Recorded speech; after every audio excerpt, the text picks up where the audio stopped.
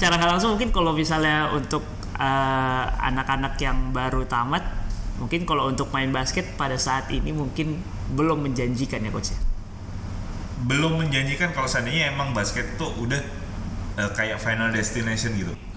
Kalau buat pemain, kalau buat federasi atau buat siapapun yang denger, yang penting kita berkarya aja lah. Apapun itu terus berkarya biar kita tetap sehat, tetap semangat. Nah, kalau seandainya kita sehat, kita semangat, nularin orang di samping kita, nularin di orang-orang terdekat kita. Akhirnya siapa tahu nanti dari semangat-semangat kita itu jadi sesuatu ide yang bisa membuat Indonesia lebih baik, bahkan lebih baik dan lebih baik lagi.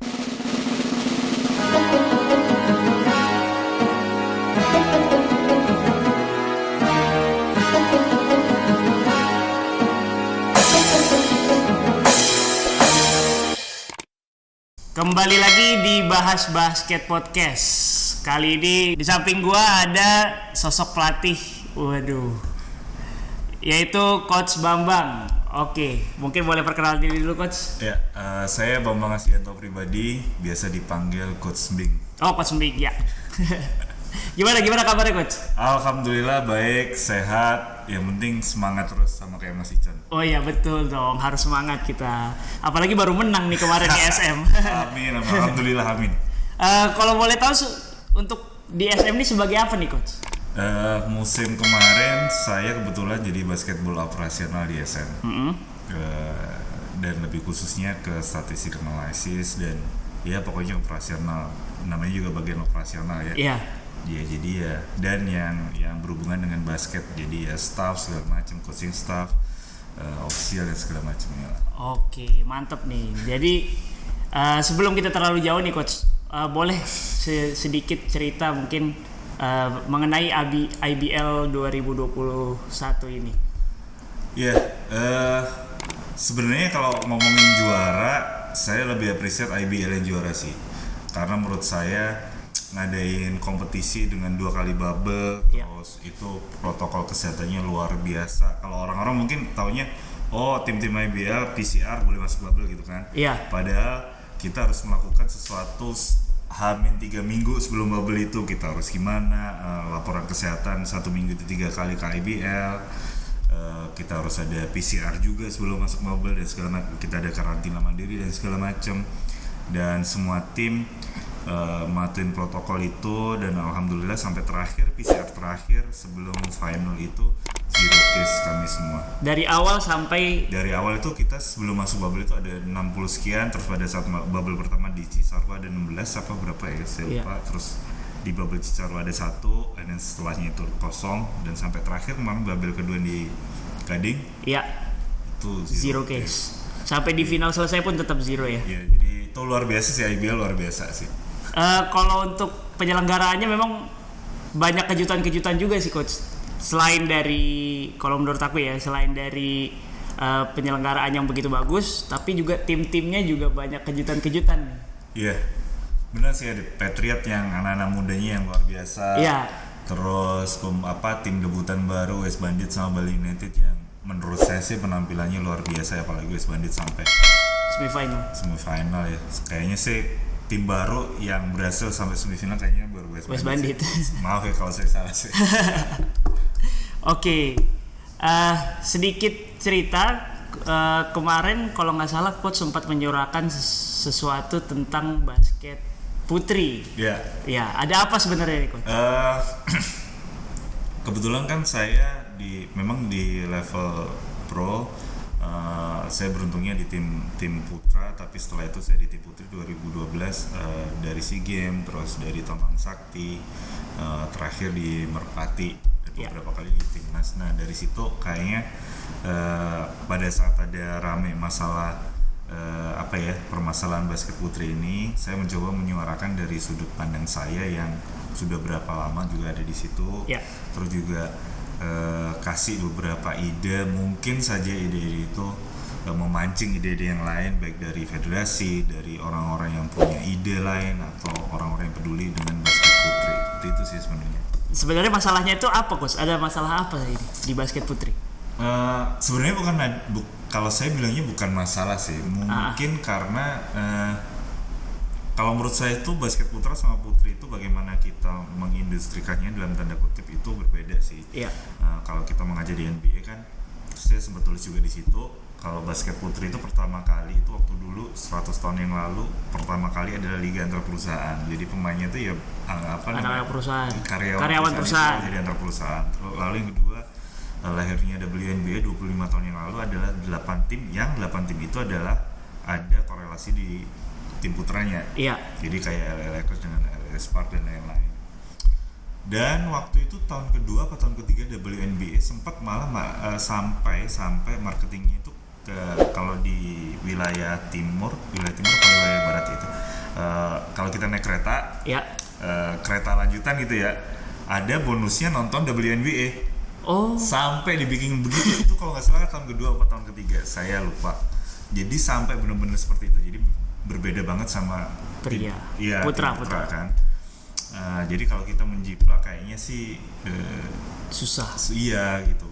Tapi saya yakin tim putri ini punya masa sendiri, punya dunia sendiri yang akhirnya kita harus menemukan ide-ide, rencana-rencana yang pasti berbeda sama tim putra.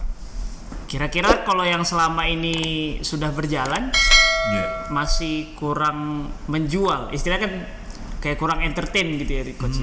Makanya kurang peminat mungkin atau gimana?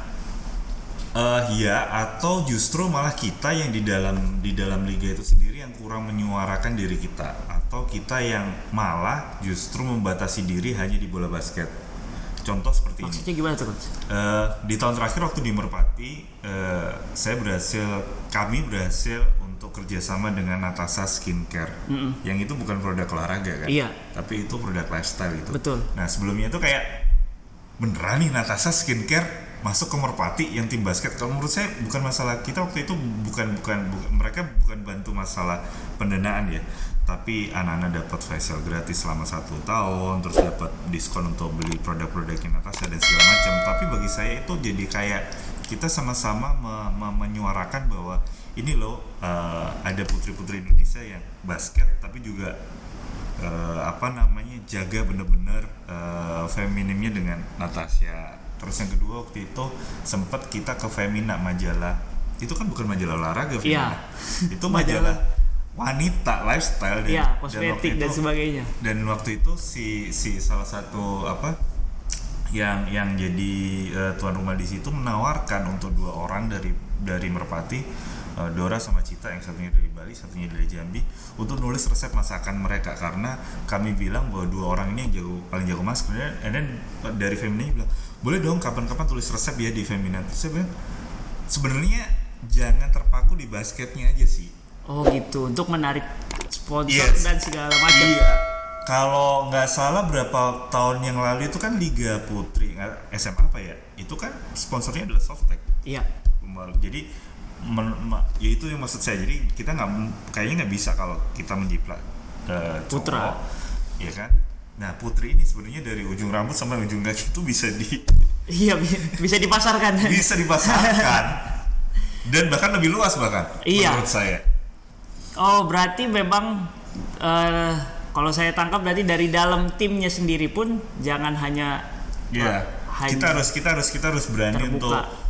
Kita harus berani untuk apapun itu bentuknya. Jadi misal katakanlah sempat waktu itu Merpati kerjasama dengan salah satu brand sepatu, yang mereka menawarkan gimana kalau beberapa pemain Merpati yang jualan di outletnya dia, kalau nanti ada yang beli karena pemainnya Merpati nanti bisa foto bareng sama Merpati dan dapat diskon dan segala macam. Sebenarnya apakah itu nanti coach nggak keberatan, nanti kan ganggu karena waktu itu dalam seri kan. Saya bilang nggak apa-apa. Maksudnya kalau menurut saya lebih penting untuk menyuarakan bahwa kita ada daripada kelelahan di sebuah pertandingan gitu.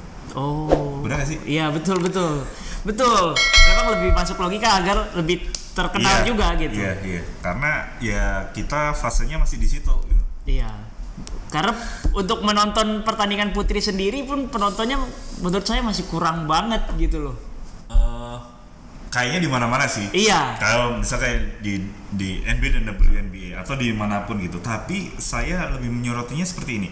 Kayaknya yang para penonton cewek ini kayaknya lebih kekeluargaan mindset gitu. Iya. Misalnya kayak ada orang yang tua dengan kakek nenek, bapak ibu dengan adik-anaknya, terus nonton, terus bahkan di halftime show-nya pun kalau yang di NBA mungkin ada kayak apa ya, pertunjukan segala macam. Tapi sempat waktu itu di WNBA saya nonton halftime show-nya adalah bayi balapan untuk dapat popok gitu kan. Kayak jadi memang kayak bedanya gitu loh. Iya. Gimana sih? Jadi nggak bisa jadi disamain juga gitu ya. Kalau menurut saya sih Untuk nggak bisa. jalannya pertandingan dan segala macam nggak Iya. bisa. Bahkan kalau masih ngomongin jalan pertandingan, bahkan NCAA pun yang saya tahu 2017 2018 itu peraturan bola basket putra dan putri basket NCAA itu pun dibedakan. Oh, bedanya di mana tuh? Banyak banget bedanya. Oh, banyak. Serius banyak banget. Misal kayak cowok yang paling muda ya cowok masih 2 babak, kalau cewek udah 4 quarter. Oh. Itu yang kelihatan banget ya. Iya, iya. Dan yang masalah hand check, kalau cowok nggak apa-apa, kalau cewek full court itu kalau kita jaga on ball tangan kita kena badan yang on ball itu udah diploid. Kecuali di keyhole defense kita Iya. mau nahan pakai tangan, that's okay. Tapi di full court selain dari pen area kita nyentuh dikit aja tangan kita ke badannya si pembawa bola itu pasti otomatis foul. Yang itu di cowok nggak ada. Oh gitu. Banyak Jadi banget. banyak peraturan yang beda-beda ya. Banyak banget. Oh, mungkin karena saya juga belum tahu sih soal basket putri gimana, jadi ya sekalian belajar juga nih. Menarik. Iya, betul lah. Yang kita tahu mungkin sampai anak-anak pun mungkin di sekolah yang diajarinnya berarti selama ini adalah peraturan-peraturan yang putra mungkin juga ya. Nah, mungkin karena di kitanya ataupun di FIBA secara bola basket dunia kan memang sama ya peraturan putra sama putri. Cuman saya rasa bagaimana sebuah negara mengobservasi yang dia punya ya SDM-nya, kalau cowoknya seperti ini, ceweknya seperti ini, ceweknya itu lebih dikit daripada cowok dan lain sebagainya, bagaimana kita tetap bisa berpartisipasi di internasional event itu kan jadi strategi-strateginya harus berbeda kayaknya sih. Oke. Bahkan saya nulis juga di tulisan saya itu pipeline development putra sama putri aja beda. Oh gitu. Jadi memang ada kesenjangan sepertinya kerasa banget gitu ya. Iya, benar-benar beda. Kalau dari coach sendiri untuk timnya sendiri tuh di Indonesia tuh udah cukup mumpuni kah untuk putri khususnya? Karena kalau misalnya kayak komunitas-komunitas aja masih banyak kan cowok gitu. Kalau ngomongin mumpuni ini ada beberapa aspek sih ya. Kalau saya ngomongin masalah mumpuni untuk mengumpulkan beberapa pemain di daerahnya, saya rasa mereka cukup mumpuni.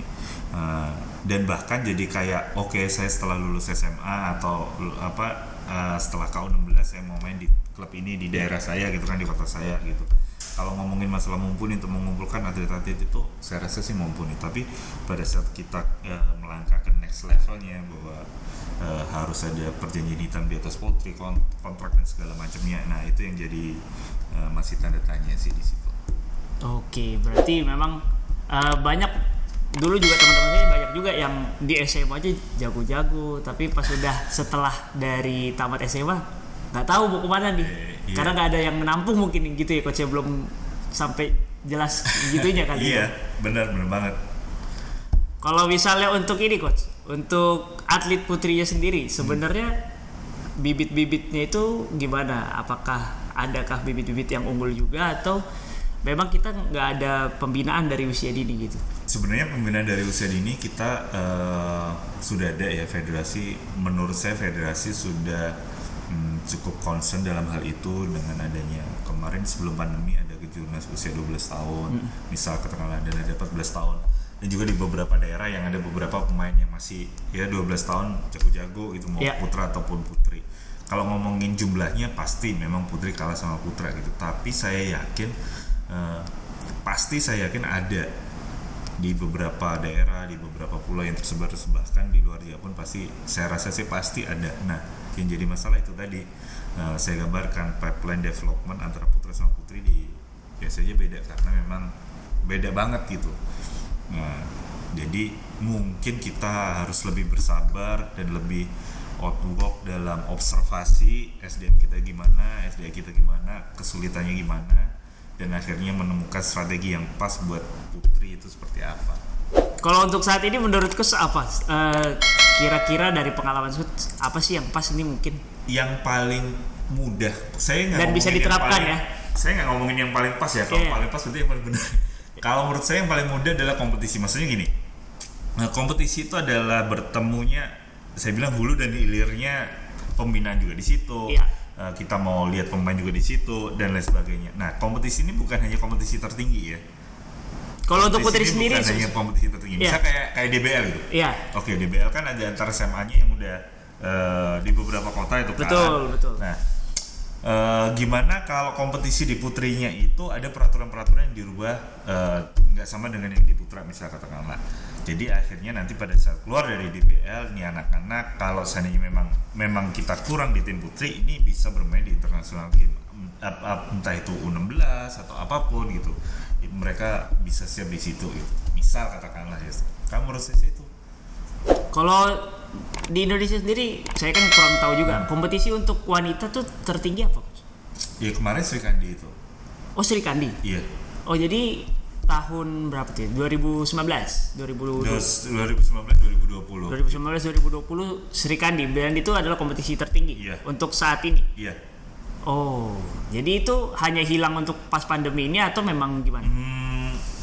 Jadi sebelum Sri Kandi itu kan ada WIBL, sebelumnya ada WNBL kan, dan akhirnya Sri Kandi sendiri. Jadi sebenarnya saya sih mengapresiasi langkah Sri Kandi memutuskan tradisi bahwa putra sama putri harus dijadikan bareng gitu kan. Putri Iya, harus tadinya kan bareng terus, kita bermain jam 9 pagi Nggak ada yang nonton. saya nonton gitu kan. Terus akhirnya Sri Kandi atau tim-tim putri ini bergerak sendiri gimana untuk mengadakan kompetisi dan mencoba melahirkan dunianya, mencoba melahirkan masanya.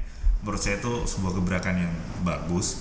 Nah, tapi bagaimana untuk bikin konsisten aja kemarin ada pandemi itu, jadi akhirnya itu tadi saya bilang tim-timnya untuk mengumpulkan pemain sih mampu tapi untuk ke next levelnya itu yang masih belum ya. Iya. Faktor apa tuh coach kira-kira?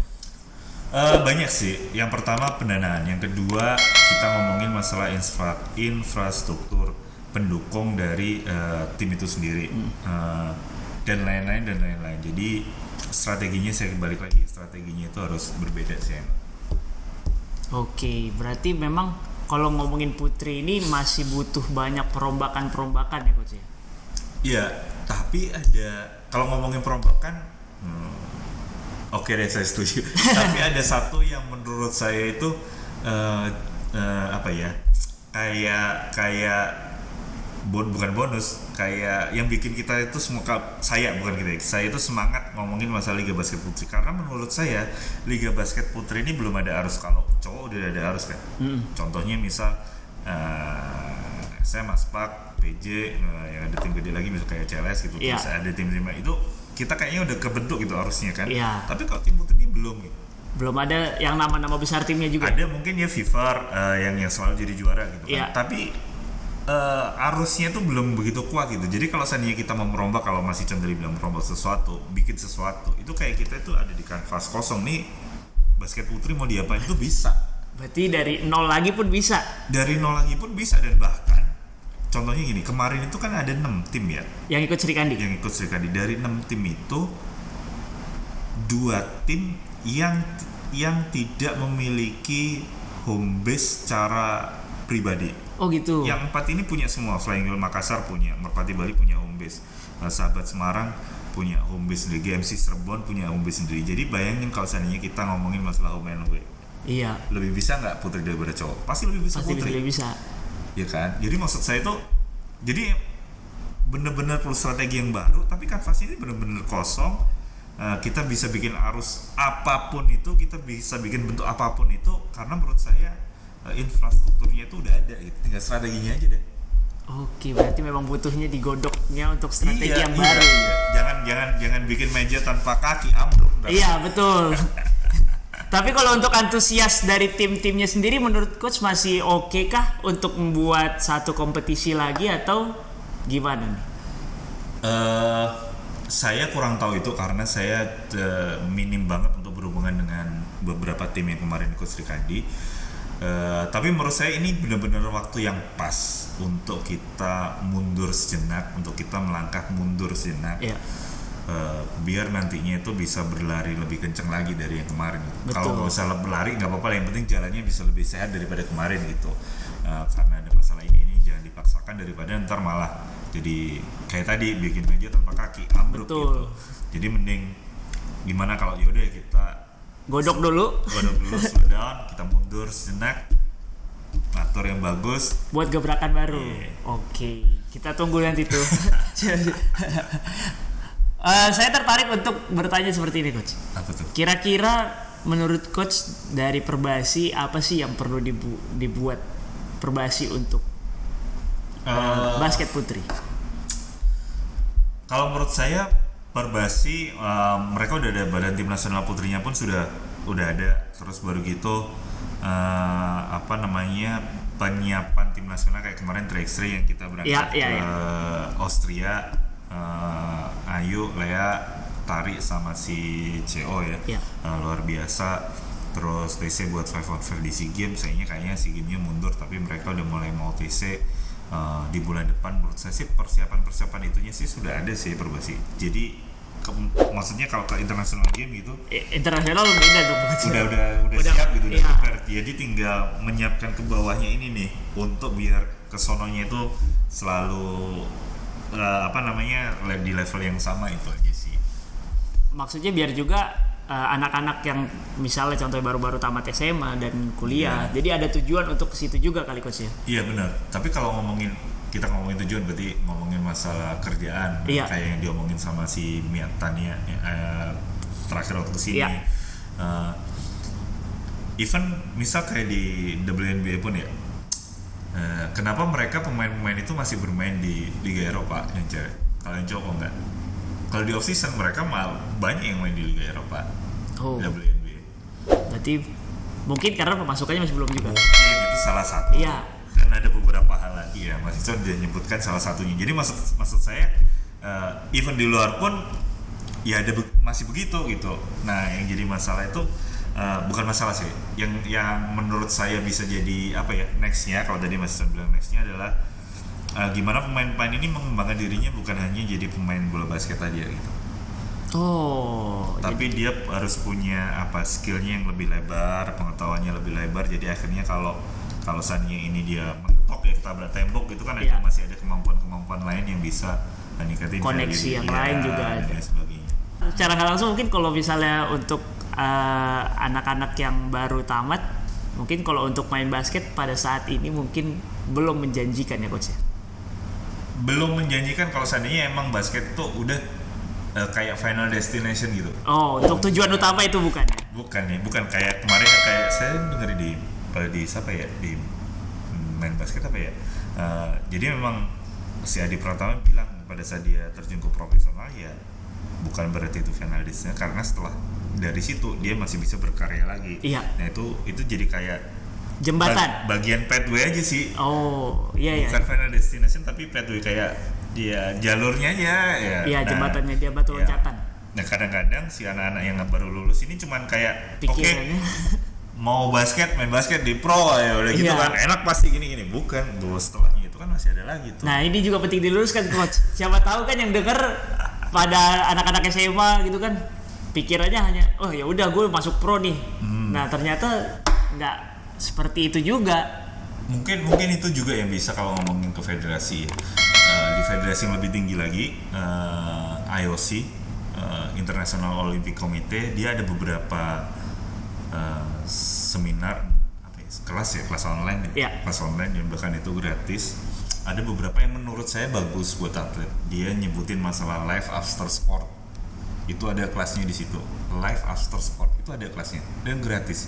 Saya nggak tahu